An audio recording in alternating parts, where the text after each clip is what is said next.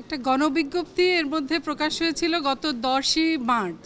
এটাতে বিভিন্ন রাজনৈতিক দলকে পুরনো আইনে, ফ্যাসিবাদী আমলের আইনে রাজনৈতিক দল নিবন্ধনের জন্য আহ্বান জানানো হয়েছে।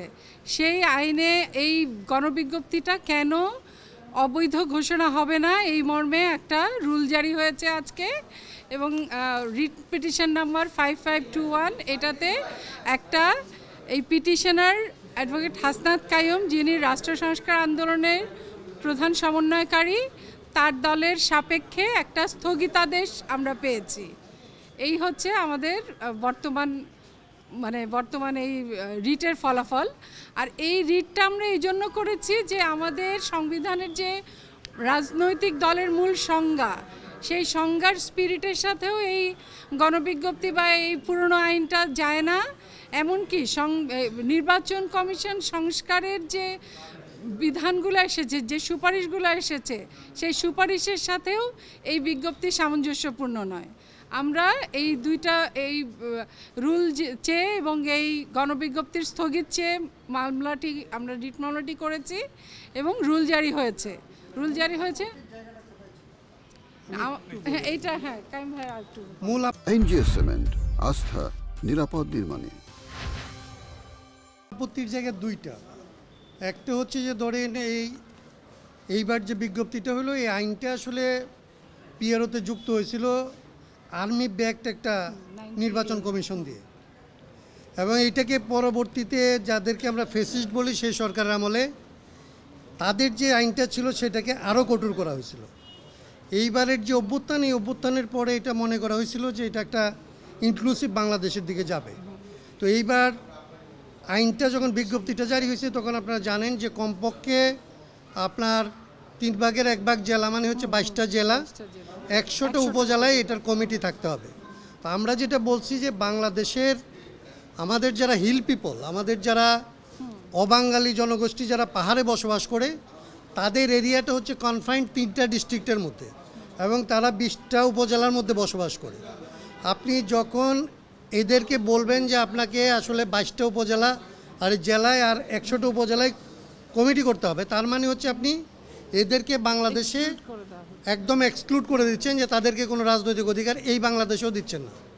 এইটা ছিল আমাদের মূল আর্গুমেন্টের জায়গা, যে এইটা কোনোভাবেই ইনক্লুসিভ বাংলাদেশের সাথে যায় না, এবং এমনকি 72-এর যে সংবিধান এটার সাথে যায় না, পিআরওর সাথে যায় না। এবং ডেফিনেশন যেটা আছে বাংলাদেশের সংবিধানে, রাজনৈতিক দলের যে সংজ্ঞা আছে, সেইখানে এরকম কোনো সাইজকে গুরুত্ব দেওয়া হয় না। সেখানে বলা হয়েছে যে এটার একটা ডিস্টিংটিভ আইডিয়া আছে কিনা, কিছু মানুষ এটার সাথে আছে কিনা। যে সাইজটা করা হয়েছে এটা হচ্ছে আসলে সংবিধানের স্পিরিটের পরিপন্থী। এইটা এর আগে আর্মিরা করছিল, আওয়ামী লীগ করছিল, কিন্তু এই সরকার এটা করতে পারে।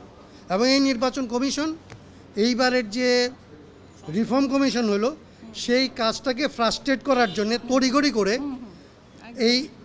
ওই রিকমেন্ডেশনগুলির ব্যাপারে কোনো সিদ্ধান্ত না নিয়ে তারা পুরনো আইনে এই কাজটা করছে।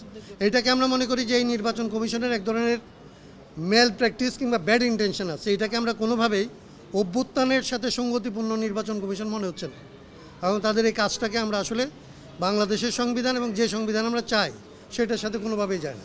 সেই জায়গাগুলি আমরা সংবিধান আলোকে আসলে আমাদের পিটিশনে বলছি।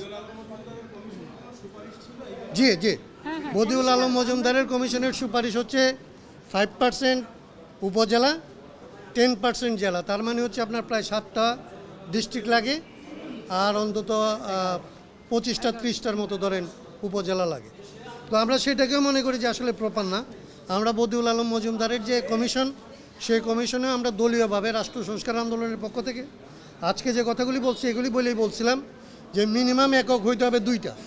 হয় আমাদের হিল পিপল পার্টি করতে পারে, এইভাবে আপনি মিনিমামটাকে দাঁড় করাবেন, অথবা তাদের জন্য রিজিওনাল পার্টি করতে পারে, সেই ব্যবস্থাটা রাখবেন। রিজিওনাল পার্টির কোনো ব্যবস্থা আসলে কারো কোনো সুপারিশে নাই।